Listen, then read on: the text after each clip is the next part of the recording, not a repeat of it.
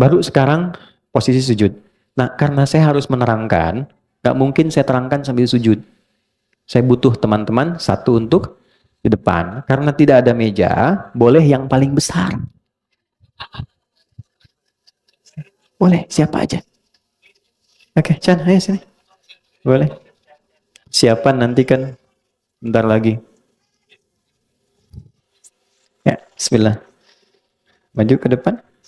Ngadep kemana? Sana Madrid, sana Dortmund. Kira-kira mana? Ya, kalah 2-0 ya. Saya nggak nonton. Membaca. Sini aja ya. Sudah fokus, teman-teman? Belakang, kelihatan ya? Oke, silakan sujud. Nah, ya. Maafkan saya ya kalau nanti agak lama misalnya. Teman-teman, mohon izin, mohon dilihat baik-baik. Kalaupun tak nampak sekarang, ini kan direkam nanti bisa dicek kembali. Satu, saya bacakan hadisnya dulu ya. Nah, duduk sebentar, biar nggak pegal. Ini hadisnya dari Ibnu Abbas radhiyallahu taala anhu, terdapat di Sahih Al-Bukhari. Nomor hadis 814. Oke, saya bacakan hadisnya. Kata Ibnu Abbas radhiyallahu taala anhuma, umirtu an asjuda ada sab'ati a'zamin. Aku diajarin Nabi, diperintah Nabi untuk sujud dengan menempelkan 7 anggota tubuh. Ada berapa? Ingat 7 ya. 1, halal jabah, kening. Ini. Oke, nanti fokus ya. Yang rambutnya panjang, yang laki-laki nanti ada babnya sendiri. Yang pakai mukena perempuan atau kerudung atau jilbabnya nanti ada babnya sendiri. Saya tunjuk dulu kening. Wa asyara, perhatikan, ila anfihi. Dan saat menyebutkan kening, Nabi pun menunjuk ke hidung. Begini. Oke, tapi yang disebut apa? Kening. 1. 2, perhatikan kalimatnya, yadain au kaffain, 2 telapak tangan. Dihitung 2. Kening 1 tambah 2 berapa? 3. Oke. 4 dan 5, rukbatain, 2 lutut. Baik, 1 tambah 2, 3 tambah 2, 5. Kemudian yang terakhir, atraful qadamain, 2 kaki dengan melipat bagian jemarinya. Tambah 2 berapa? 7 ya, di 2 kaki. 1 tambah 2, tambah 2 lutut, tambah 2 di kaki. Oke, 7. Pastikan itu. Baik, untuk hidung, karena ditunjuk, maka di sini ada hukum khusus, ditafsil namanya sama ulama. Dia tidak berhukum wajib. Oke, bukan anggota, tapi dianjurkan sunnah. Melihat kepada tempat. Kalau tempatnya bersih, baik, menempel bagus. Dan nanti akan jadi ukuran biasanya kalau kening bagus, hidung tuh insya Allah tuh nggak akan ada masalah. Mau mancung, mau biasa nggak ada masalah. Oke? Kecuali Pinocchio lah. Ya. Kemudian yang kedua yang repot itu adalah kalau sedang sholat di tempat yang tidak semacam ini. Oke? Misal di tanah biasa yang bersih, tapi kan kalau hidung nempel terhirup jadi bahaya. Maka tidak harus menempel. Jelas ya? Itulah sebabnya Nabi tunjuk itu untuk memberikan kesan, lihat tempat kamu sujud. Yuk kita mulai. Bismillah. Silakan. 1, kening. Nah, tahan ya teman-teman sekalian. Sekarang sebelum ke kening, saya ambil posisi telapak tangan dulu. Nah, jangan diangkat dulu, duduk sebentar. Teman-teman lihat sini ya. Takbir ya. Ya, takbir. Yang sudah pernah kita belajar bersama. Kan takbir itu bisa di sini. Oke. Sejajar dengan bahu, hadwaman kibaihi, atau di sini sejajar dengan daun telinga. Jelas ya? Baik, nah posisi sujud tangan tuh nggak jauh dari ini. Jadi di sini, cukup di sini turunkan di tempat sujud. Jelas? Nah, yang dimaksud panjangkan sujudmu, maksudnya doa. Ada hadis lain mengatakan fa'akthirud doa. Maksudnya doanya, bukan tangannya manjang ke depan. Nggak, karena ini terjadi, betul. Ini terjadi. Ada orang sujud tangan begini. Oke? Nah, normal aja, tangan seperti kita takbir, simpan tangan di situ. Jelas? 2, ini agak dalam. Lihat baik-baik. Ini tidak merapat ke sini. Bukan rapat, tapi tetap buka ke sini. Termasuk perempuan. Ya deh? Lihat baik-baik. Hadis merapatkan perempuan itu awalnya terkait dengan saat berdiri. Kerapatkan begini, ada begini. Kenapa? Ada jelas menerangkan bahwa pakaian dulu kan nggak seperti sekarang perempuan. Ada mukena, ada macam-macam, terus terjaga. Ketika terbuka begini, kainnya terangkat. Maka agak menutup seperti ini, sehingga dibedakan dengan laki-laki. Asal dasarnya sama saja. Kalau pakaian sudah cukup baik, nggak ada masalah, nggak ada perbedaan laki-laki perempuan. Bahkan, kalau tangan begini saat sujud rapat, itu Nabi langsung melarang. Ya, awas, berbahaya, bahasanya berbahaya, jangan lakukan. Kenapa? Karena saat sujud, darah tuh dipompa terus ke otak tuh. Saat ditekan diafragma tertekan, tuh orang bisa sesak di sini. Untuk itulah diminta dilebarkan. Karena ukuran orang Arab dulu besar, ya kan? Nabi katakan coba engkau buka sedikit begini supaya anak kambing bisa lewat ukurannya.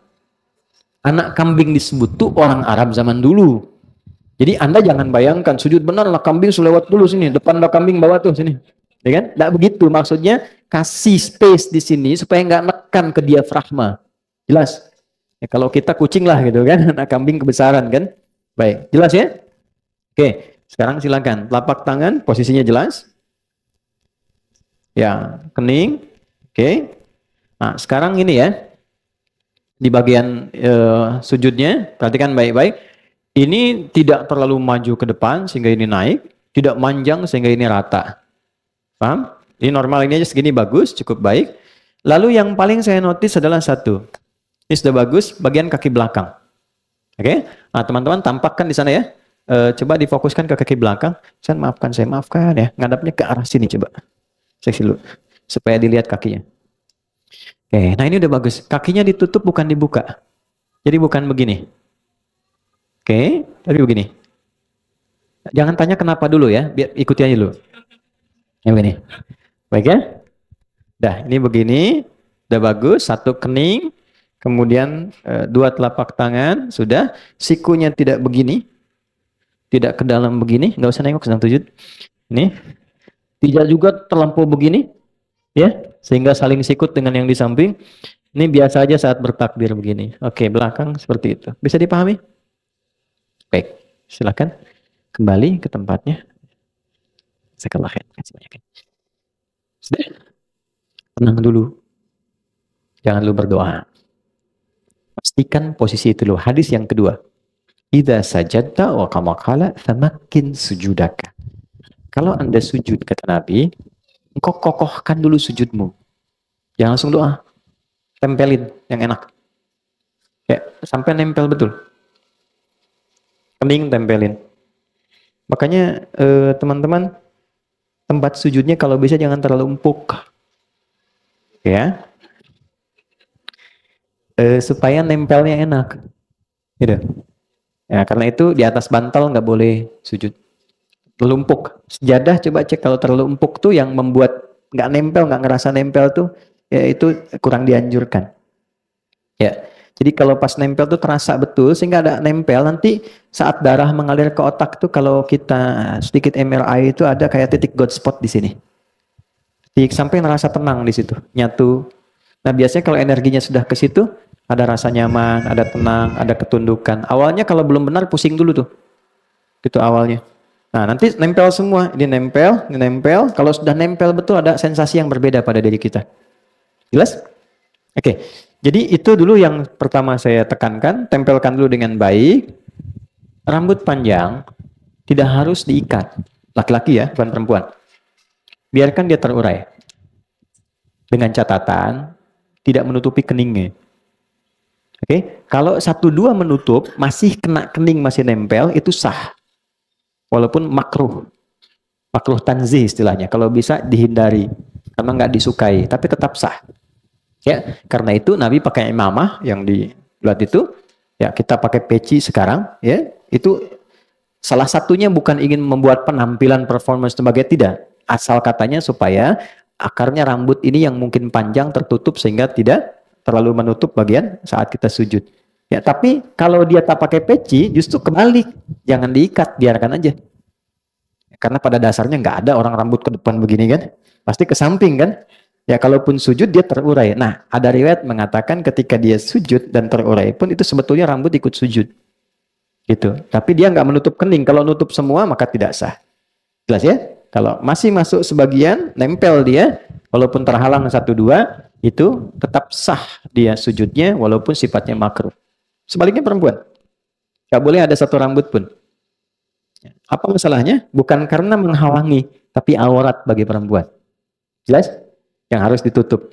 Nah, kemudian yang kedua, kain. Bagaimana statusnya mau kena? Kan nempel di sini ya. Nah, mau kena sedapat mungkin tidak menutup bagian keningnya. Buka supaya keningnya menempel. Ya, kalau dia terhalang sama sekali nggak nempel, dahi dengan kena mau kenanya, maka salatnya tidak sah. Berbeda dengan mau kenanya jadi alas. Pakai jilbab nutup mau kena karena misalnya di Arafah panas nih dipakein jadi alas, itu tetap sah. Malah sah. Ya. Antum pakai sorban di sini. Ya, itu ada sanadnya tuh. Sanadnya dari sahabat Jabir bin Abdullah. Jabir bin Abdullah tuh pernah lepas sarung, pakai celana segini, sarungnya dilepas. Dijadiin sorban begini. Itu nasabnya selepet begini tuh ya, pakai gini tuh. Itu Jabir bin Abdullah. Itu bukan ngarang, ada hadisnya. Diprotes, tanya, kenapa mesti dilepas? Kan bagus dipakai. Iya, bagi kita yang punya. Tapi nanti kelak kita temukan orang-orang yang mungkin gak seperti kita. Pakaiannya terbatas. Saya contohkan begini supaya orang tahu pakai begini pun sah. Anda punya sarung, pakaian bagus. Di daerah tuh kan ada yang celananya segini, cuma pakai kaos. Dia tanya, saya sholatnya sah nggak? Agama ini mudah, jangan dipersulit. Maka kalau dipakai di sini jubahnya, kemudian sorbannya, lalu sujud, kena ke sorban, sholatnya nggak sah. Ya, tapi kalau sorban dibentangkan begini, tidak menempel di sini, itu sah. Intinya tidak ada kain tambahan yang digunakan di sini menghalangi tempat sujud. Tapi kalau dia bukan bagian di tubuh, dilepaskan begini, itu sah. Jelas ya? Contoh, boleh nggak saya pinjam? Kasih. Sebentar. Nah, teman-teman contoh begini ya.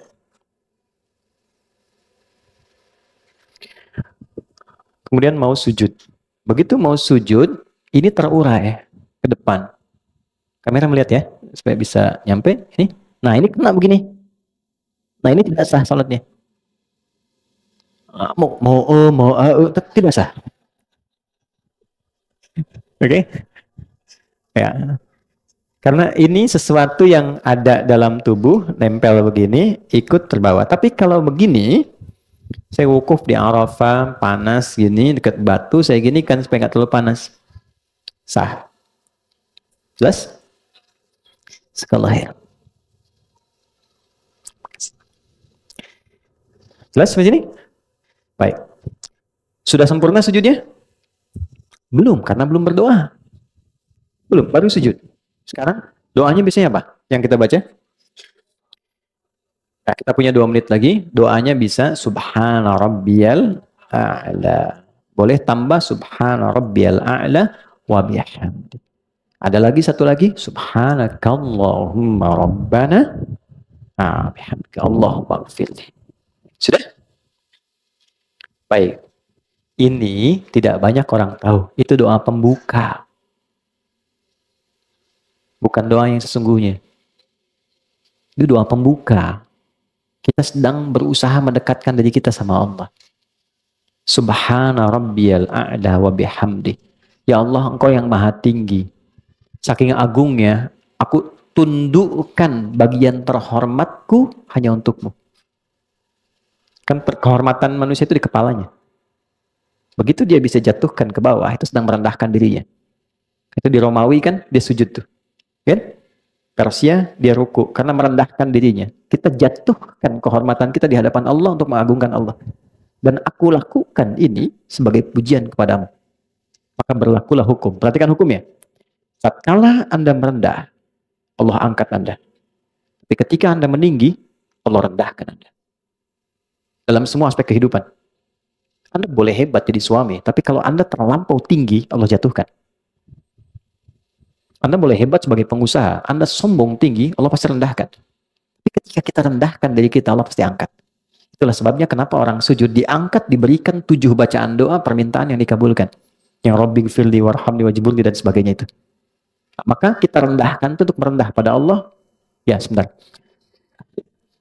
Sambil kita katakan di ujung, Allahumma gfirli, ya Allah ampuni aku yang kadang dalam hidup selalu merasa tinggi, merasa hebat, merasa paling berwenang. Aku jatuhkan diriku kepadamu. Begitu kita ucapkan subhana rabbiyal a'la wa bihamdi atau subhanakallahumma bihamdika Allahumma gfirli, jatuh, maka muncullah kemudian apa yang kamu mintakan. Maka Nabi katakan fa'aktsiru doa, perbanyak doa. Kalau permintaannya seperti Nabi ajarkan, boleh dilafazkan. Tapi kalau tidak sama dengan yang Nabi ajarkan, cukup di hati kita sampaikan. Ya, masalah rumah tangga pengen curhat, masalah pekerjaan, ya kan? Masalah sosial, hadirkan. Senikmat apa yang bisa kita lakukan. Tapi lihat sedang sholat apa. Kalau berjamaah, ingat-ingat ada imam. Jangan imam sudah naik lagi, Anda masih sujud. Atau sebaliknya, Anda jadi imam, ingat makmum. Ada batas standar. Karena itulah silahkan nikmati dalam sholat sunnah. Tahajud, duha, tumpahkan aja. Minta sama Allah. Nah itu dalam hati. Tapi kalau sekiranya Nabi pernah ajarkan doanya, boleh bacakan dengan lisan kita. Ini banyak beragam, mungkin bisa tuliskan 1-2. Masalah rizki, utang piutang, harta, masalah rumah tangga, masalah macam-macam, ada doanya. Oke? Nah kalau benar sujudnya, maka Allah angkat. Perhatikan cara mengangkatnya. Dengan cara yang paling nikmat. Damai, tenang, dan diberikan 7 hal yang tidak pernah diberikan pada orang yang tidak pernah sujud.